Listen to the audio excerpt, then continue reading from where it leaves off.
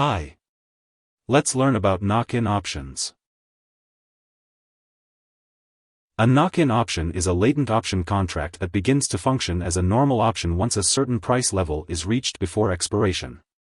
Knock-ins are a type of barrier option that are classified as down-in or up-in. A barrier option is a type of contract in which the payoff depends on the underlying security's price and whether it hits a certain price within a specified period. Knock-in options are one of the two main types of barrier options, with the other type being knockout options. A knock-in option is not an option until a certain price is met. So if the price is never reached, it is as if the contract never existed. However, if the underlying asset reaches a specified barrier, the knock-in option comes into existence. The difference between a knock-in and knockout option is that a knock-in option comes into existence only when the underlying security reaches a barrier, while a knockout option ceases to exist when the underlying security reaches a barrier. Barrier options typically have cheaper premiums than traditional vanilla options because the barrier increases the chances of the option expiring worthless.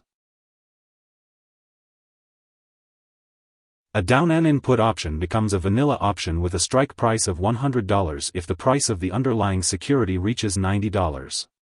The holder then has the right to sell the underlying asset at the strike price of $100, even though it is trading below $90.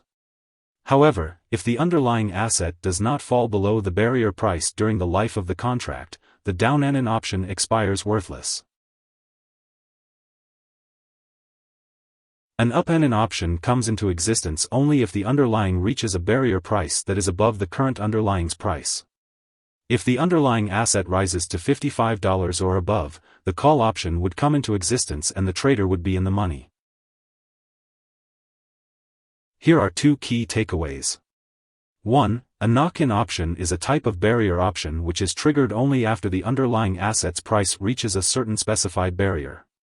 2. There are two types of knock-in options, down-in and up-in. In the former, the option is triggered only if the underlying asset's price falls below a certain level. The latter type of option is triggered only after an underlying asset's price rises to a certain level.